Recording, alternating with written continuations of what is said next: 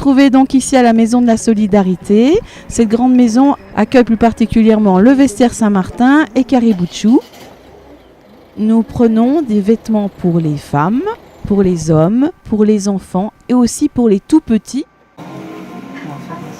Nous nous trouvons donc maintenant au sein du Vestiaire Saint-Martin, au bureau d'accueil.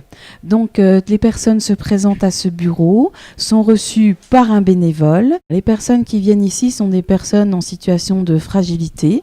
Alors il y a plein de sortes de fragilité.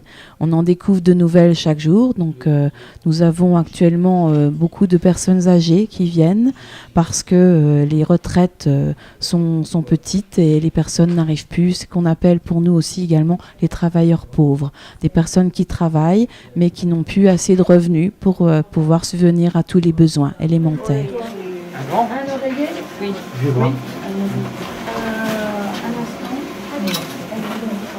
Nous faisons un dossier dans ce bureau d'accueil. Nous calculons ce que nous appelons nous le reste à vivre. Donc ce sont les ressources, moins les grosses dépenses, la plupart du temps un loyer, divisé par le nombre de personnes qui composent la famille. Si les ressources, le reste à vivre est supérieur ou égal à 200 €, les personnes vont payer ici le tarif qu'on appelle nous le tarif vestiaire, 1,50 € un pantalon, 0,50 € un t-shirt, etc. Entre 200 et 100 €, ce qui est le reste à vivre. La personne va payer demi-tarif vestiaire, donc c'est pas compliqué, on divise le tarif vestiaire par 2, tout simplement. Et pour la plupart des bénéficiaires, 100 € ou inférieur à 100 €, on leur demande 2 € pour l'ensemble des membres de la famille.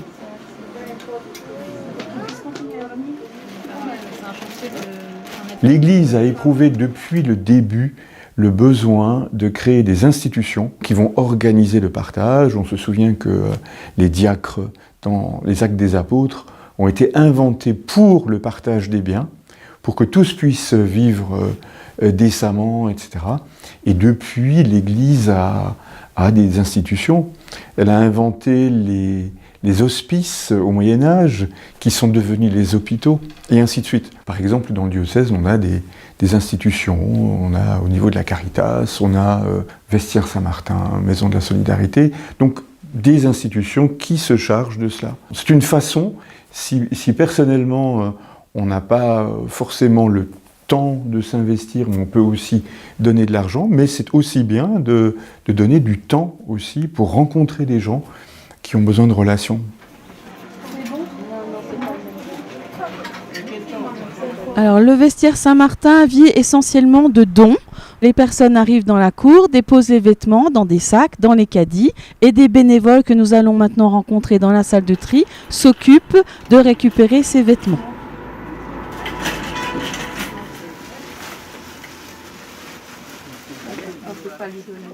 Alors ici, nous nous trouvons dans la salle de tri. Il faut savoir qu'il arrive en moyenne 4 tonnes de vêtements par semaine. Ces vêtements sont triés en fonction de la qualité. Tout ce qui est de très bonne qualité va être mis à disposition pour les bénéficiaires au Vestiaire Saint-Martin.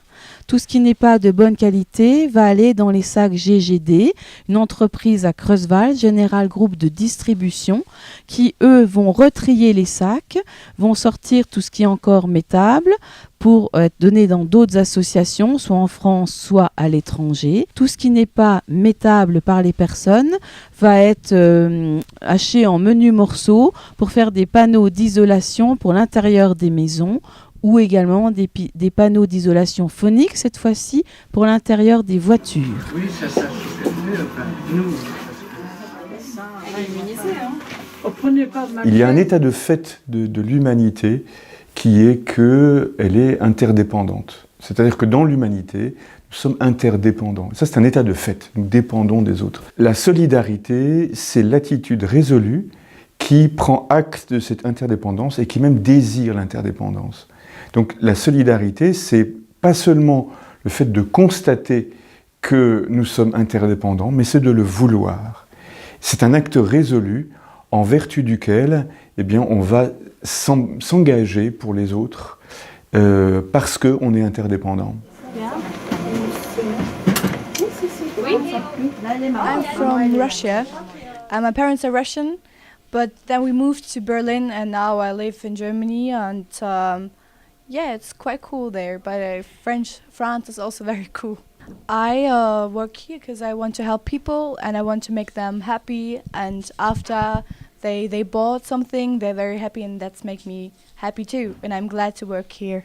So as I said before, I love to help people, and the coolest thing when I can help people, and if they search something and I know, okay, even I don't speak French, I try to understand what they want, and I'm like, yeah, do you want this one or do you want this one? And they, yeah, of course, oh merci, and I was like, de rien, avec plaisir. And it's cool to help people. It's the best I can do here at Caritas.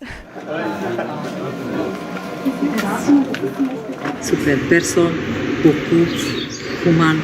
Toute personne is combien ici, like take, no problem, no, never.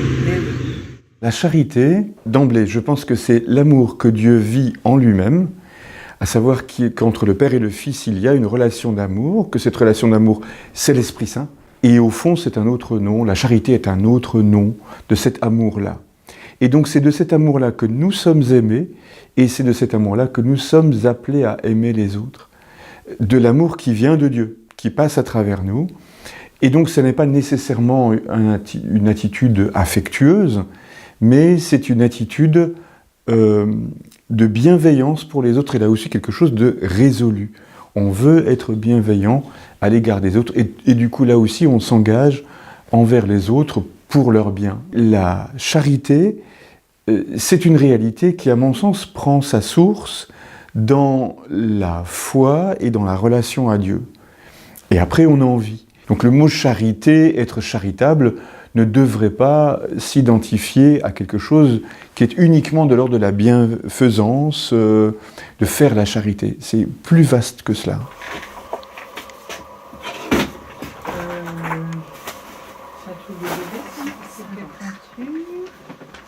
Alors Caribouchou, comme le vestiaire Saint-Martin, fonctionne uniquement grâce aux dons des personnes. On distribue des vêtements pour les enfants de 0 à 3 ans, donc aux mamans de ces enfants-là.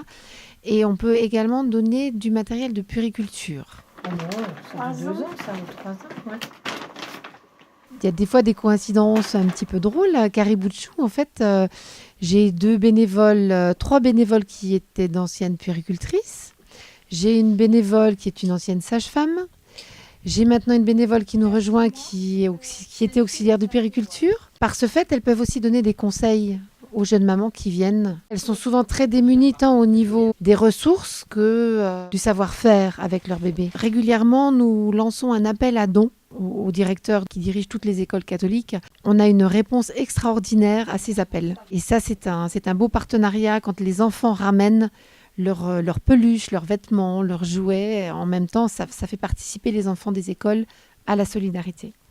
Nous avons des partenariats avec les Amis sans frontières. Notamment, elles nous tricotent des belles petites couvertures colorées qui vont dans les landaux. Chaque fois, elles me donnent 20, 30 couvertures. Et au bout d'un mois, je n'en ai plus.